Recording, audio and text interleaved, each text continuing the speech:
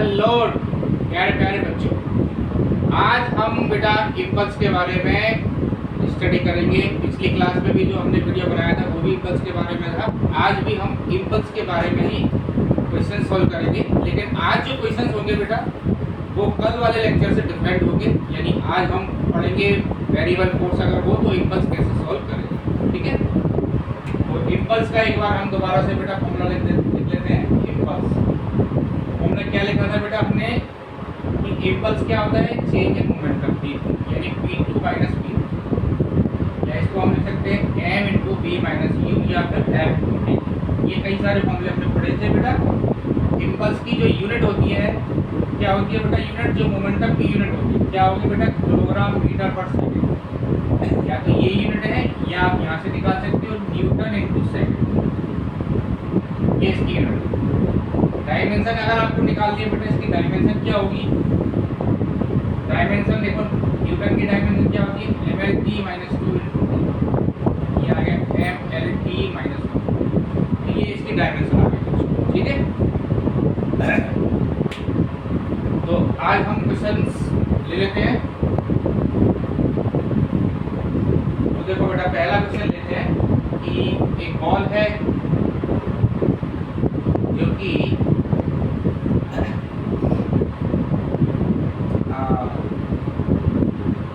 100 metre की height से गिर रही है, ठीक है। और गिरने के बाद ये 50 मीटर हाइट तक गई। 100 मीटर हाइट से गिरी और गिरने के बाद कितनी हाइट तक गई है बच्चों, 50 मीटर हाइट, ठीक है। बॉल का मास ले लेते हैं बेटा m k का पावर 1 kg। हमें क्या निकालना है, find the impulse on the ball. Ball पर कितना इम्पल्स लगेगा बेटा, ये हमें निकालना है, राइट।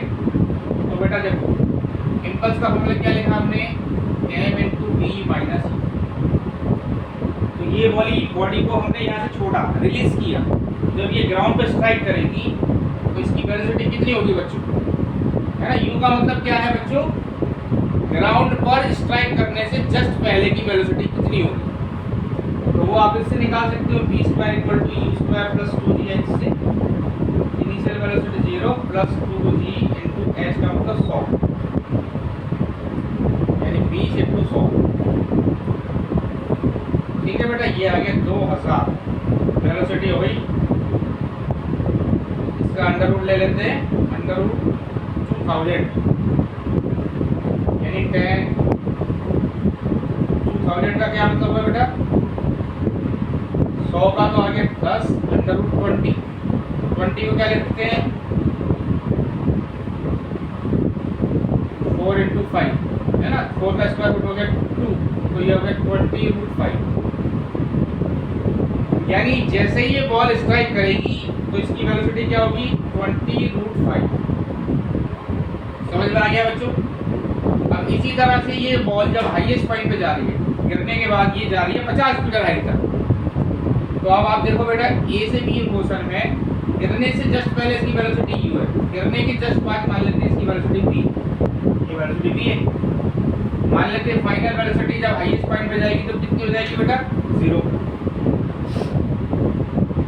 तो अब इस रीजन में ए से बी रीजन में, ए टू बी रीजन में बेटा v स्क्वायर इक्वल टू आ जाएगा u square plus 2h। Final velocity 0, ये हमारी v निकालनी है हमें, माइनस 2 इंटू g का मतलब a की वैल्यू g पुट कर दो और h का मतलब है 50। v स्क्वायर कितना आ गया, 2 इंटू 10 इंटू 50, यानी कि ये हो गया अंडर रूट में 1000, यानी कि 10 रूट 10। ये हमारी फाइनल वेलोसिटी आ गई। मतलब जैसे ही बॉल स्ट्राइक करी कोलिजन से जस्ट पहले बेटा इसकी वेलोसिटी कितनी है, 20 रूट 5।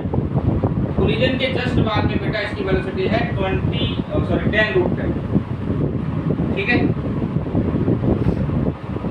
अब हमारा इम्पल्स निकालना है बेटा। इम्पल्स का फॉर्मूला देखो कितना है, इम्पल्स 1, फाइनल वेलोसिटी है बेटा 10 रूट 10। अगर हम ऊपर वाली डायरेक्शन को बेटा पॉजिटिव मानेंगे तो नीचे वाली डायरेक्शन को क्या माना जाएगा, negative, minus of minus 20 root 5। ये आ गया हमारा 10 रूट 10 प्लस 20 रूट 5, ये इम्पल्स। क्लियर है बेटा? इसकी यूनिट क्या होगी? मैं क्या बताया था आपको? न्यूटन इनटू सेकंड, ये इसकी यूनिट। चलो नेक्स्ट प्रॉब्लम करते हैं बेटा।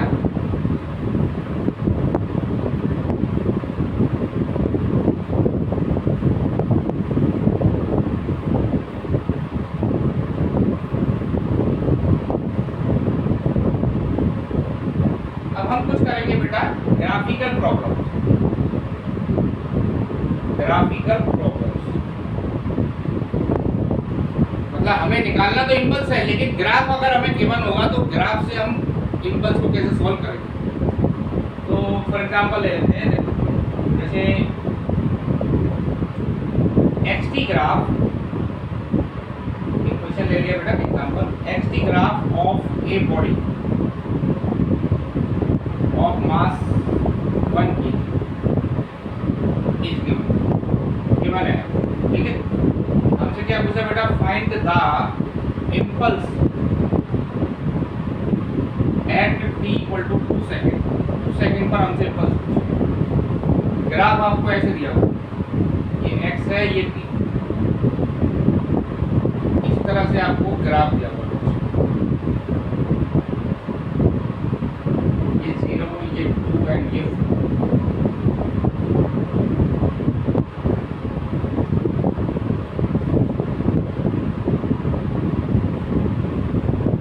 तो अब आप देखें बेटा इम्पल्स का फॉर्मूला क्या है हमारे पास? एक्स टी ग्राफ दिया हुआ है, पता है आपको एक्स टी ग्राफ का अगर हम स्लोप निकाल लेंगे बच्चों, एक्स टी ग्राफ का स्लोप अगर निकालेंगे तो वेलोसिटी आ जाएगा। तो हमें इम्पल्स वाला जो फॉर्मूला लगाना है इन टर्म्स ऑफ वेलोसिटी वाला फॉर्मूला लगाना पड़ेगा, यानी m into v minus u, ये हमारा इम्पल्स का फॉर्मूला, ठीक है बेटा। अब हमें u निकालना है। u क्या है बताओ? ये मान लेते हैं यहाँ पर 4 है। तो आप देखो बेटा u क्या होता है? एक्स टी ग्राफ का स्लोप, यानी हमें क्या करना पड़ेगा? 2 सेकंड पे पूछ रहा है ये इधर टाइम है। हमसे क्या पूछ रहा है? Impulse at equal to 2 second. तो हमें 2 सेकंड से जस्ट पहले और 2 सेकंड के जस्ट बाद, ठीक है ना बेटा, 2 सेकंड के जस्ट पहले और जस्ट बाद में वेलोसिटी निकालनी पड़ेगी। आप देखो 2 सेकंड पे ग्राफ की स्लोप चेंज हो रही है। तो आप मुझे बताओ u का मतलब समझ गए ना बेटा? 2 सेकंड से जस्ट पहले की वेलोसिटी। u का फॉर्मूला क्या लिखा है? dx/dt, यानी x2 - x1 by t। तो देखो यहाँ पर x कितना है बेटा? 4, यहाँ है 0, 4 - 0/t, यानी 2/2, यानी ये आ गया वर्ग मीटर पर सेकंड। 2 सेकंड से जस्ट पहले की जो वेलोसिटी है वो है बेटा 1 मीटर पर सेकंड। अब हम 2 सेकंड के जस्ट बाद देखेंगे, यानी ये वाला ग्राफ देखेंगे, ए बी वाला ग्राफ, ठीक है। इसका नाम ए दे दिया मैंने, इसका नाम बी दे दिया। तो अगर हमें 2 सेकंड के बाद वेलोसिटी निकालनी है बच्चों, तो कौन सा ग्राफ देखेंगे? ए बी वाला। तो अब आप मुझे बताओ, ए से जब हम बी जा रहे हैं तो बी पॉइंट पर फाइनल डिस्प्लेसमेंट कितना है? बी पर 0, ए पर कितना है बेटा? 4। यहाँ लिखा हमने x2 - x1/t। x2 का मतलब फाइनल डिस्प्लेसमेंट। फाइनल डिस्प्लेसमेंट बेटा कितना आएगा यहाँ पर? 0। भाई x एक्सिस पर y कोऑर्डिनेट कितना होता है बच्चों? 0। तो यहाँ पर x कोऑर्डिनेट कितना आया? 0, और x1 कितना आया यहाँ पर? 4 अपॉन t कितना आ गया बेटा? 2, ये आ गया 4 -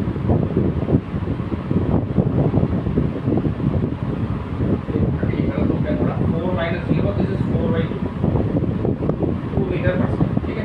और ये आ गया -4/2, यानी -2 मीटर पर सेकंड। तो देखिए बेटा ए पॉइंट से जस्ट पहले वेलोसिटी आ रही है 2 मीटर पर सेकंड, ए सेकंड के जस्ट बाद में वेलोसिटी आ रही है -2 मीटर पर सेकंड। तो इंपल्स कितना आएगा? m into v minus u. m कितना है हमारा? m1 kg, 1 into final velocity -2, initial velocity 2, कितना आ गया? -4 न्यूटन इंटू सेकंड। ये हमारा इंपल्स है।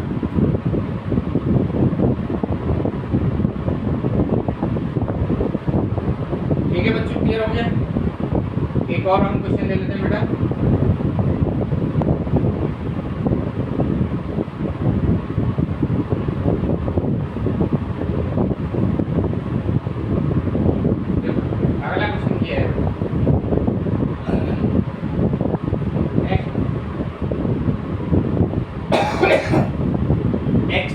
में दिया हुआ है बेटा इस तरह से। ये t इक्वल टू 2 सेकेंड है, ये 4 सेकेंड है, ठीक है। और यहाँ पर हमारा ये दिया हुआ है बेटा समझो 10। और वही कहानी ले लेते हैं, बॉडी का जो मास है बेटा वो है 1 kg। तो हमसे पूछा find the impulse at t equal to 2 second. 2 second पर हमसे इम्पल्स पूछा। चलो अब आप लोग बच्चों इसको ट्राई करो, सेम क्वेश्चन है, थोड़ा सा ग्राफ मैंने दे दिया, पॉज करके ट्राई करो फटाफट।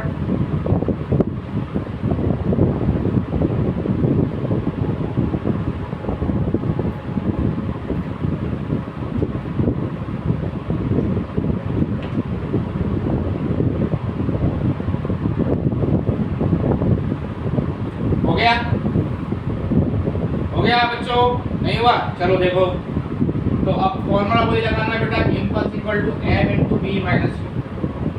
तो बेटा देखो 2 सेकेंड पर अपने को इम्पल्स निकालना है, तो 2 सेकेंड से जस्ट पहले वेलोसिटी निकालनी है, वो हमारे को इस वाले ग्राफ से मिलेगी, OA वाले ग्राफ से, ठीक है ना, OA वाले ग्राफ से मिलेगी। तो OA वाले ग्राफ से कितना आएगा dx/dt, ये आया बेटा हमारा 10 माइनस 0/u, यानी आगे 5 मीटर पर सेकेंड, ठीक है, ये आ गया। अब आप मुझे बताओ v जो है हमारी 2 सेकेंड के जस्ट बाद में वेलोसिटी हमारे को इस वाले ग्राफ से मिलेगी, AB ग्राफ से। तो AB ग्राफ बेटा स्ट्रेट लाइन है, स्ट्रेट लाइन है ना ये वाली चीज, इसका मतलब ये बॉडी किस में है, यहाँ पर रेस्ट, बॉडी रेस्ट में है। आप देखो टाइम बदलता जा रहा है लेकिन x इसकी पोजीशन कांस्टेंट होती है, इसका मतलब ये किस में है ग्राफ, ये बॉडी किस में है, रेस्ट। तो इसकी वेलोसिटी कितनी आएगी यहाँ पर 0। इम्पल्स का फॉर्मूला क्या आया, 1 इंटू 0 माइनस 5 न्यूटन सेकेंड। ठीक है बच्चों, ये समझ में आ गया आपको?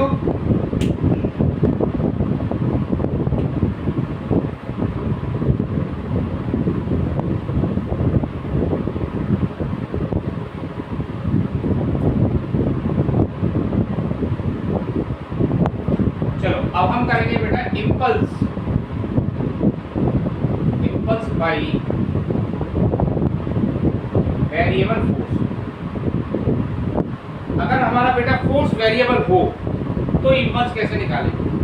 फॉर एग्जांपल देखो बच्चों, F इक्वल टू दिया हुआ है हमारे को at² plus bt plus c, ये फोर्स दिया हुआ, ठीक है ना बच्चों। अब आप ध्यान से देखो इसमें कि जो फोर्स है बच्चों वो किस पे डिपेंड कर रहा है, टाइम पर। जैसे जैसे टाइम बदलेगा वैसे वैसे फोर्स बदलेगा। देखो अगर आपसे पूछा जाए t इक्वल टू 0 पर फोर्स कितना आया बच्चों, c। t इक्वल टू 0 पर फोर्स कितना है बच्चों, c। t इक्वल टू 1 पे फोर्स कितना है, कितना फोर्स है, a plus b plus c। देखो टाइम t पर 0 फोर्स कितना है, t पर 1 पर इतना फोर्स, t इक्वल टू 2 पर फोर्स अलग है। कहने का मतलब बेटा जैसे जैसे टाइम बदल रहा है आपका वैसे वैसे फोर्स बदल रहा है। तो इस क्वेश्चन में हम फोर्स को इम्पल्स को कैसे निकालें? तो देखो बेटा हम क्या करते हैं, पहले हम छोटे से टाइम पीरियड के लिए इम्पल्स निकालेंगे, है ना। हम निकालेंगे impulse in short period of time. Short period of time के लिए इम्पल्स निकालेंगे, उसको लिखा हमने f इंटू डी टी। अब इतने छोटे से पीरियड में हमने फोर्स को क्या मान लिया बच्चों, कांस्टेंट। हालांकि कांस्टेंट है नहीं, पर जो dt टाइम है वो बहुत बहुत बहुत छोटा है। तो पहले हमने छोटे से टाइम पीरियड के लिए बेटा इम्पल्स निकाल लिया, राइट। अब ये di लिख देता हूँ, di का मतलब स्मॉल वैल्यू। अब अगर हमें टोटल इम्पल्स निकालना है बेटा, टोटल इम्पल्स निकालना है, तो क्या कर दूंगा इसको मैं, इंटीग्रेशन ऑफ एफ, यानी ये आ गया i equal to integration of F D. अब integration of F D T का क्या मतलब है बच्चों, इंटीग्रेशन में एफ डी टी लिखा हुआ है, इसका मतलब क्या हुआ, इसका मतलब हुआ बेटा area of F D graph. अगर आपको फोर्स टाइम ग्राफ दिया हो, फोर्स टाइम ग्राफ दे रखा है बच्चों, अगर मैं उसका एरिया निकाल लूंगा तो मेरे को क्या मिल जाएगा बच्चों, इम्पल्स मिल जाएगा। क्लियर है? चलो एक क्वेश्चन ले लेते हैं बच्चों।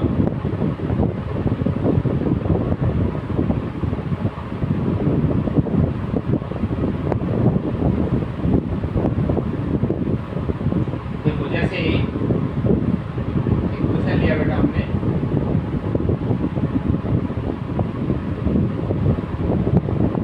ये हमारा 20 न्यूटन फोर्स है इधर 20, ये है बेटा -50 और ये है हमारा 10, ये 10, ये 20, ये 30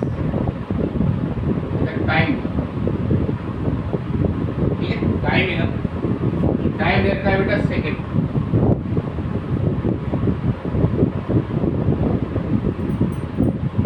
अब हमसे क्या पूछ रहा है भाई बताओ, फाइंड द इम्पल्स,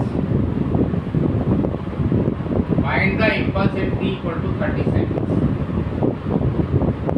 30 सेकेंड्स के अंदर हमें बेटा इम्पल्स बताना है। तो बेटा इम्पल्स कैसे निकलेगा?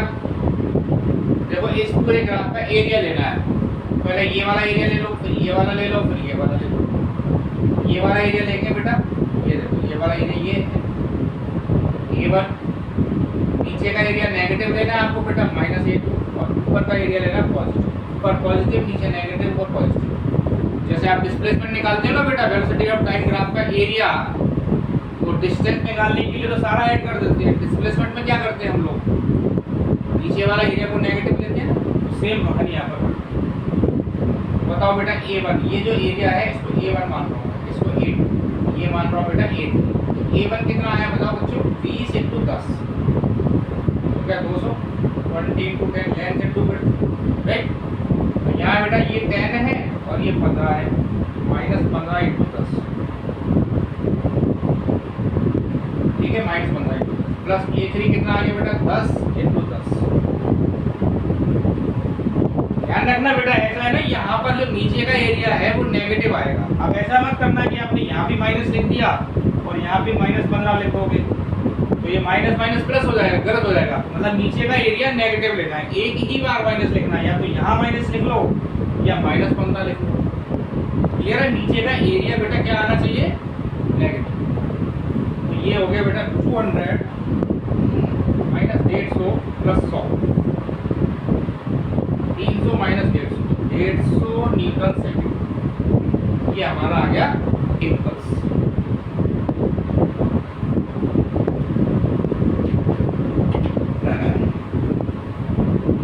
चलो एक प्रॉब्लम और ले लेते हैं बेटा।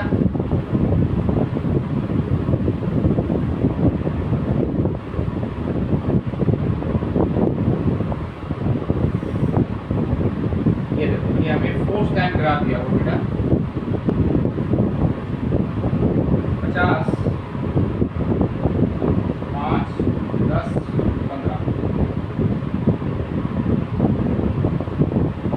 -2। हमें निकालना है बेटा impulse in t equal to 15 second. 15 second में इम्पल्स निकालना है। चलो ट्राई करो बेटा, पॉज करके ट्राई करो, सब बच्चे पॉज करके ट्राई करो फटाफट।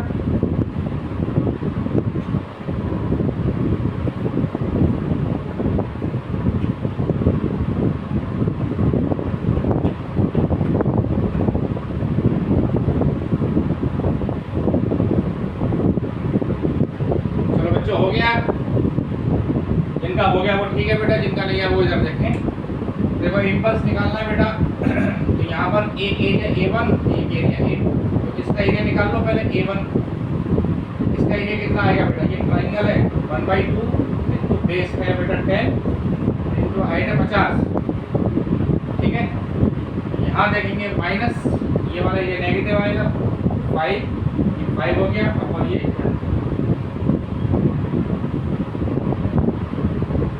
50 पंजे 250 माइनस ये आगे बेटा 10, 50, 200 न्यूटन सेकेंड, ये आ जाए। क्लियर है?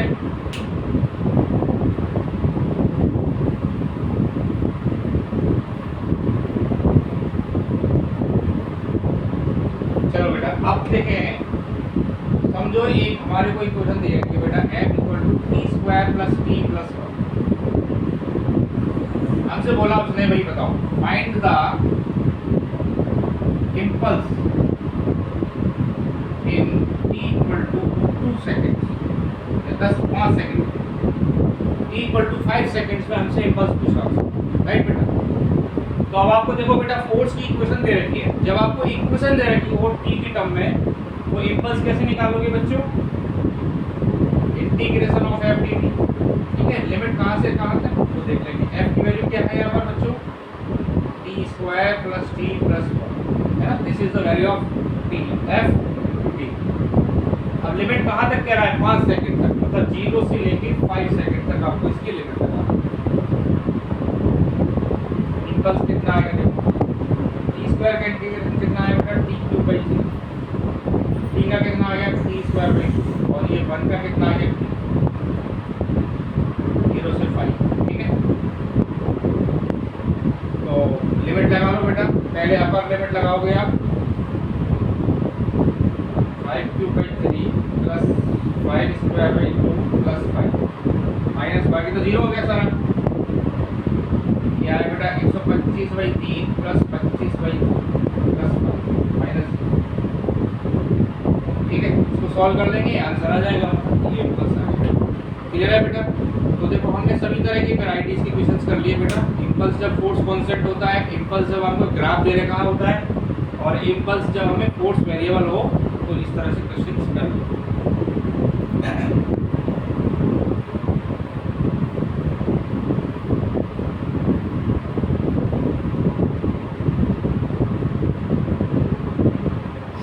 अब हम बात करेंगे बेटा रॉकेट, वेरिएबल मास के क्वेश्चन करते हैं ना, वेरिएबल मास, वेरिएबल मास। देखो मैंने स्टार्टिंग में आपको बताया था बेटा कि जो फोर्स होता है, फोर्स क्या लिखते हैं हम लोग, dp by dt, d of dt of m। तो अभी तक जितने क्वेश्चंस हमने किए थे उसमें मास को हमने कांस्टेंट रखा था, मास कांस्टेंट रखा तो मास बाहर आ गया, तो ये हो गया m × dv by dt, right, यानी f इक्वल टू m। लेकिन अब हम क्या कहना चाह रहे हैं बेटा, वेरिएबल मास है, मास वेरिएबल को, तो उस केस में वेलोसिटी को कांस्टेंट रखा हमने, वेलोसिटी कांस्टेंट है, मास वेरिएबल, तो v कांस्टेंट आगे v बाहर निकाल लिया, और ये आगे dm बाई dt, तो इतना फोर्स लगेगा। अगर मास तो है वेरिएबल, वेलोसिटी है कांस्टेंट, तो v बाहर है, वहां रेफरेंस से बाहर आ गया, ये आगे dm बाई dt, ठीक है बेटा। इसको थ्रस्ट फोर्स भी बोलते हैं। तो इसका एग्जांपल कहाँ देखेंगे आप, वेरिएबल मास का रॉकेट है ना, रॉकेट या कोई गार्डनर, कोई माली पौधों को पानी दे रहा है, तो उसमें से आप देखोगे ट्यूब में से पानी कंटिन्यूस नहीं निकल रहा है वहाँ, तो ये सारे क्वेश्चंस किस तरह के हैं, वेरिएबल मास।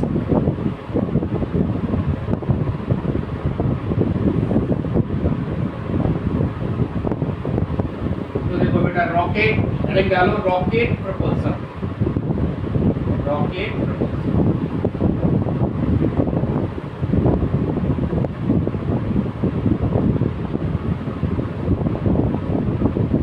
ये हमारा रॉकेट है,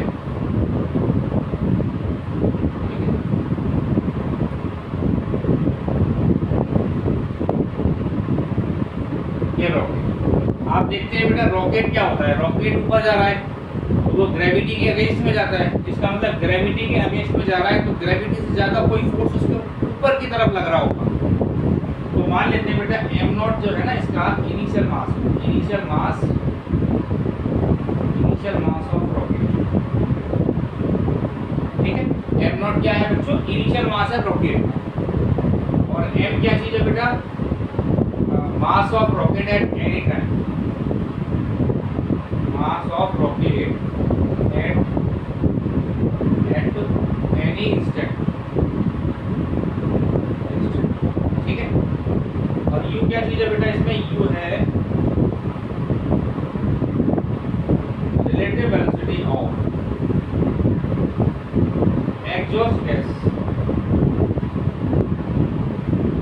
relative velocity of exhaust gases with respect to rocket, ठीक है, ये चीज। और है dm by dt क्या चीज है बेटा, so the mass flow rate,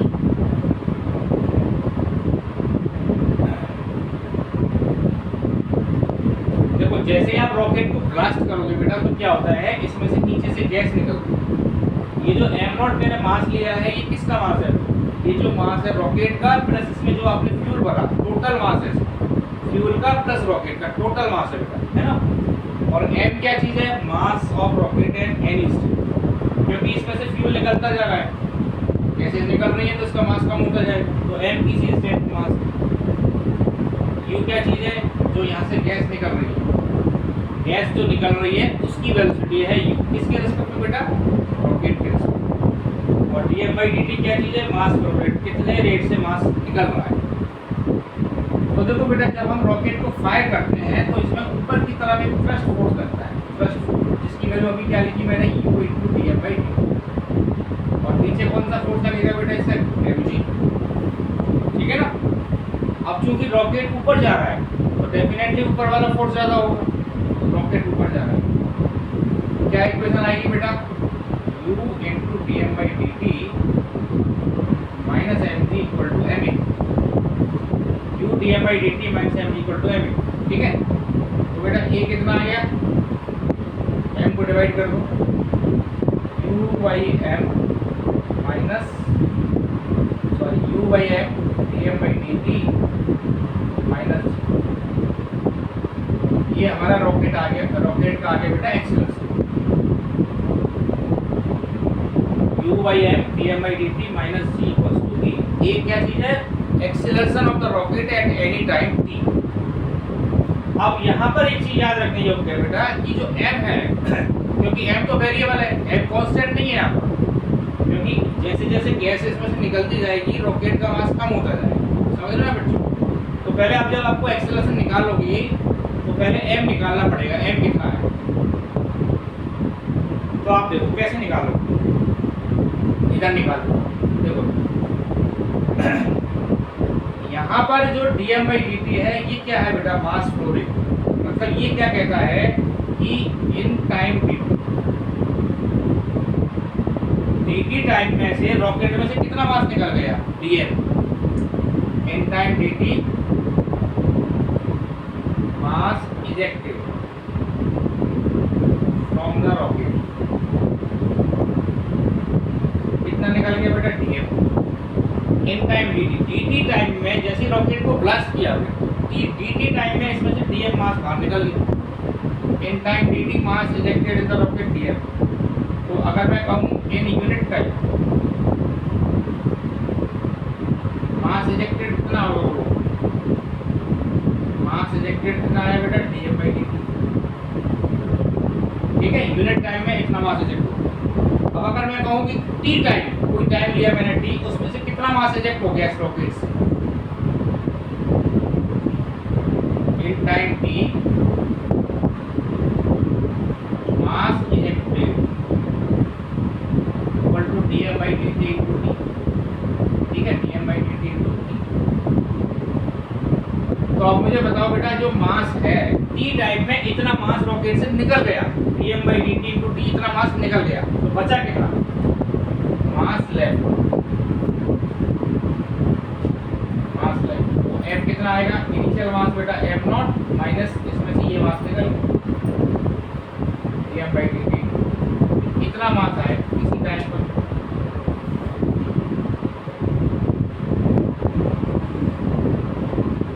इसी टाइम t पर जो रॉकेट का मास बचेगा बच्चों वो कितना बचेगा, m0 माइनस dm/dt।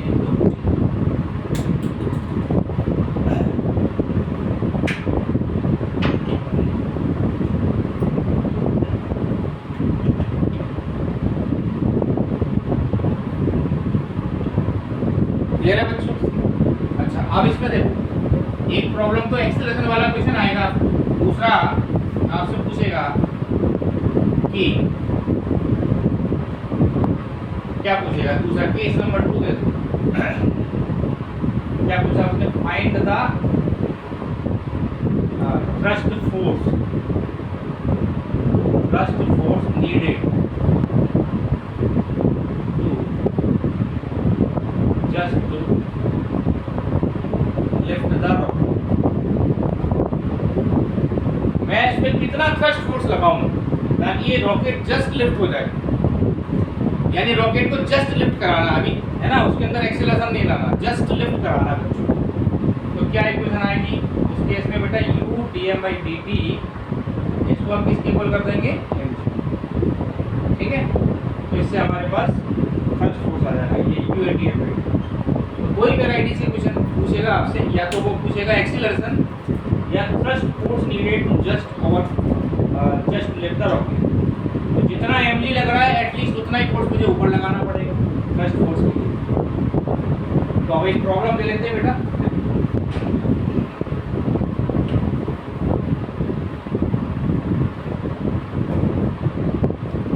एक रॉकेट है बेटा हमारे पास, रॉकेट है ये, ठीक है।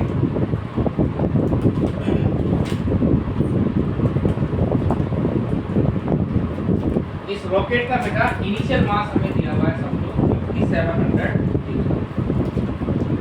क्या है बेटा, इनिशियल मास, रॉकेट का इनिशियल मास हमें दिया हुआ है। और इसमें से जो गैस निकल रही है ना, rate of flow of gas, समझो ये हमें दिया हुआ बेटा 15 किलोग्राम पर second. Rate of flow of gas दिया हुआ 15 किलोग्राम पर सेकंड। और जो रिलेटिव वेलोसिटी है, relative velocity of exhaust gas, है ना, ये हमें दे रखा है बेटा 12 किलोमीटर पर सेकंड। रिलेटिव वेलोसिटी कितनी दे रखी है, 12 किलोमीटर पर सेकंड। तो अब हमसे क्या पूछ रहा है ये, कि मैं बताऊँ, acceleration of the rocket after 1 minute of blast. जैसे आपने ब्लास्ट किया उसके 1 मिनट के बाद में एक्सीलरेशन, ठीक है। कैसे करेंगे बेटा, देखो रॉकेट में जब ऊपर की तरफ फोर्स लग रहा है तो वो कितना है, u dm/dt। नीचे कितना लग रहा है बेटा, m। तो u dm/dt minus mg equal to क्या है, m, ठीक है। ये अभी निकाला मैंने आपको, u/m dm/dt माइनस, ये हमारा एक्सेलरेशन का फॉर्मूला है। अब आपने को u दे रखा है बेटा, dm/dt दे रखा है, g दे रखा है, m क्या चीज है यहाँ पर, इसी टाइम t पर जो मास होगा वो है। यानी कि 1 मिनट के बाद पूछ रहा है तो 1 मिनट के बाद का मास निकालना पड़ेगा बच्चों। मास निकालने का तरीका बताया था मैंने आपको, m equal to m0 minus dm/dt into t, ठीक है। m0 कितना है बेटा, 5700, m0 आ गया 5700 माइनस dm/dt कितना है बेटा, 15 इंटू टाइम हमें दिया हुआ है 1 मिनट, इसको सेकंड में बदल दो, 900 बेटा, ये आ गया 4830। यानी 1 मिनट के बाद में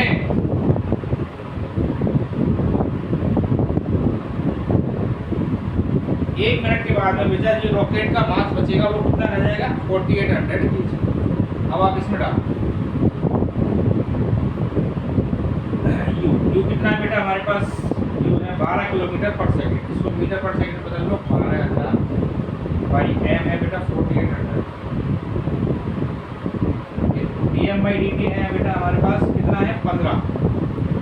देखो dm अगर आप कई बार भूल जाते हो ना, dm/dt का मतलब क्या है, dm का मतलब है kg और dt का मतलब सेकंड।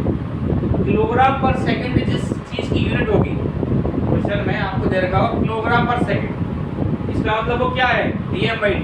तो आया देखो किलोग्राम पर सेकंड मतलब dm/dt, ये है 15 माइनस ये है 10, ठीक है।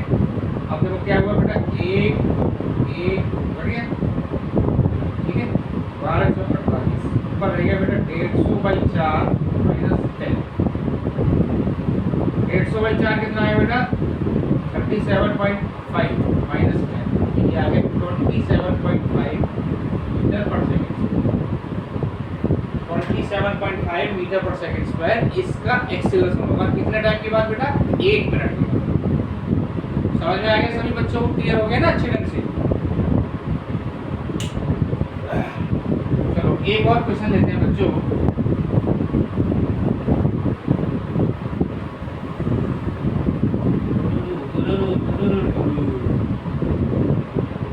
चलो बेटा एक क्वेश्चन और लेते हैं।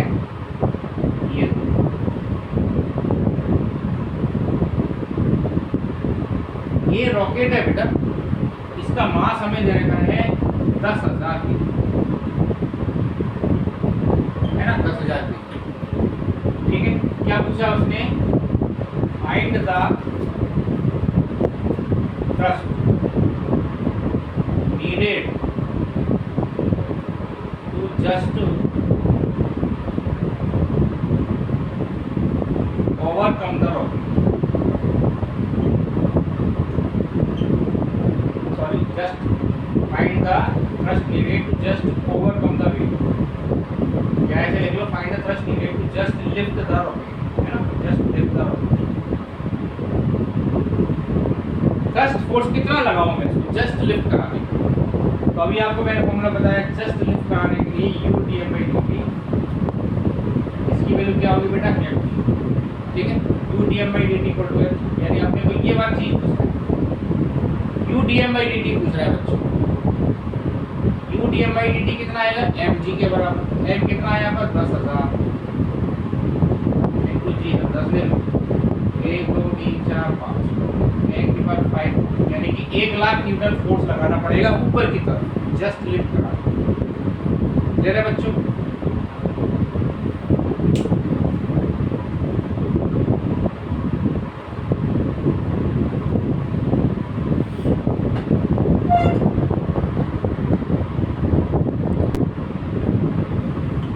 तो बेटा ये F कितना आ गया हमारे पास? 1,00,000 न्यूटन।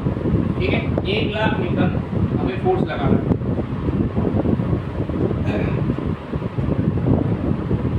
अब एक तरह की प्रॉब्लम्स और हम ले लेते हैं बेटा, जिसमें एलिवेटर टाइप प्रॉब्लम्स होती हैं, जिसमें मैन का वेट कितना हो। ठीक है ना? तो देखो बेटा, अगर आपने देखा है वेइंग मशीन के बारे में क्या कमेंट है? वेइंग मशीन क्या मेजर करती है? जो वेइंग मशीन जिस पर हम वेट मेजर करते हैं, एग्जैक्ट में क्या मेजर करती है? देखो जैसे बेटा ये वेइंग मशीन W है, ठीक है, यहाँ पर एक आदमी खड़ा हो, अगर मैं पूछूं कि भाई बताओ वेइंग मशीन की रीडिंग क्या होगी, तो आपका आंसर क्या हो? अगर मैं देखो इसका 3 और डायग्राम बनाता हूँ बेटा, देखो ये तो मैन हो गया, वेइंग मशीन ने ऊपर की तरफ फोर्स लगाया, इस पर नॉर्मल ये मैन पर लगाया, और वेइंग मशीन पर बेटा नीचे आ गया, है ना, एक्शन रिएक्शन पे इधर एन, इस पर है। यानी वेइंग मशीन ने मैन पर किधर फोर्स लगाया? ऊपर, वो उतना ही फोर्स मैन वेइंग मशीन पर लगाएगा, एन। तो वेइंग मशीन क्या मेजर करेगी बच्चों? जो फोर्स इस पर आ रहा होगा, इस पर कौन सा फोर्स आ रहा है? Normal reaction. वेइंग मशीन क्या मेजर करेगी? Normal reaction. अब यहाँ पे आप देखो बेटा, एन ऊपर लग रहा है और नीचे इसका वेट है। अब चूंकि मैन अभी इक्विलिब्रियम में खड़ा हुआ है मैन, तो इसलिए हम एन की वैल्यू क्या कर देते हैं? mg।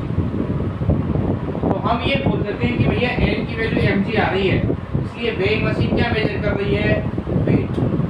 लेकिन आपको पता नहीं कि जो एन होता है ना बेटा, ये according to situation and circumstances N की वैल्यू बदलती रहेगी। तो आपका आंसर एग्जैक्ट क्या आएगा कि वेइंग मशीन क्या मेजर करेगी बच्चों? वेइंग मशीन एग्जैक्ट करेगी मेजरमेंट एन, नॉर्मल रिएक्शन। जो फोर्स इस पर लग रहा है ऊपर की तरफ, वो ये मेजर करेगी। क्लियर है? तो अब हम इसकी एक दो केस ले लेते हैं बच्चों।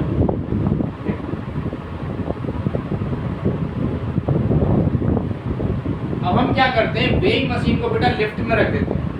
लिफ्ट में रखने के बाद हम वेइंग मशीन का मेजरमेंट आपसे पूछेंगे। तो देखो बेटा, ये हमारी लिफ्ट हो गई, ये लिफ्ट है, यहाँ पर हमने वेइंग मशीन रख दी और यहाँ पर एक मैन को खड़ा कर दिया। ये आपकी लिफ्ट। पहला नंबर केस है बेटा, case number 1। If lift is at rest, lift अगर रेस्ट में हो और moving with constant velocity,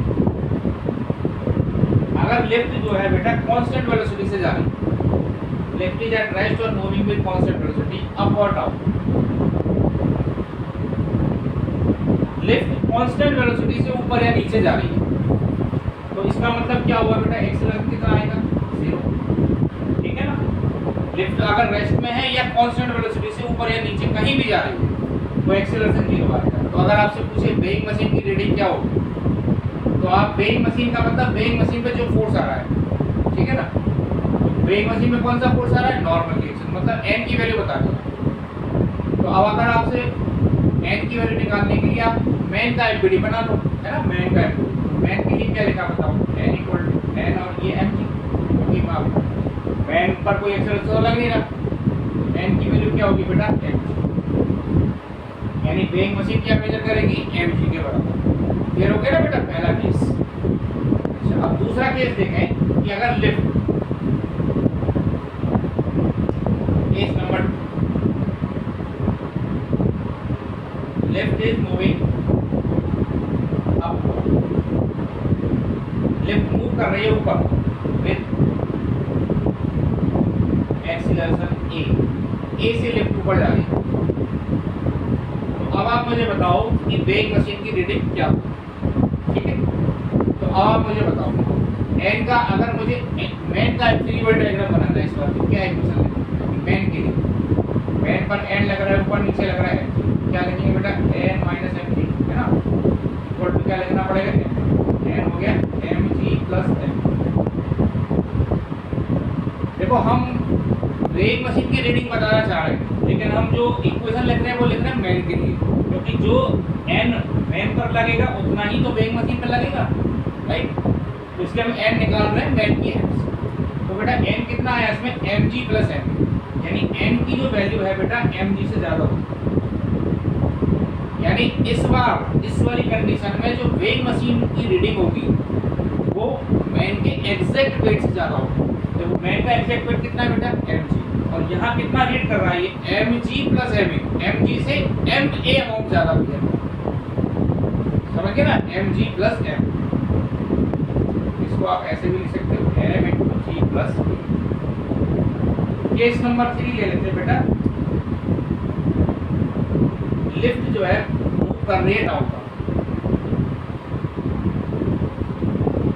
lift is moving down, lift नीचे जा रही है, तो क्या इक्वेशन आएगी बेटा, mg minus n equal to m। n कितना आ गया बेटा, mg माइनस n आ गया बेटा, m कॉमन ले लिया, g माइनस n। तो आप देखो यहाँ पर n जो है बेटा नॉर्मल रिएक्शन आपको दिखाई दे रहा है, वो mg से ma कम आ रहा है, मतलब n जो मेजरमेंट होगा n उसकी वैल्यू mg से कम होगी, जो मैन का एग्जैक्ट वेट होगा बेटा उससे कम आएगी। क्लियर है। चौथा केस देखते हैं बेटा, फ्री फॉलिंग लिफ्ट। चौथा केस है